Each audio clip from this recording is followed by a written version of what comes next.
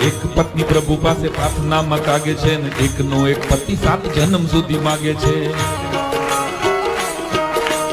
એક પત્ની પ્રભુ પાસે પ્રાર્થનામાં માગે છે ને એકનો એક પતિ 7 જન્મ સુધી માગે છે. પ્રભુએ કીધું કે કેમ બેન આવું કરો છો, 7 જન્મ સુધી કેમ આ વરને જ ધરો છો. બેન બોલ્યા પ્રભુ એમાં રાજકારણ મોટું છે, મોટું છે,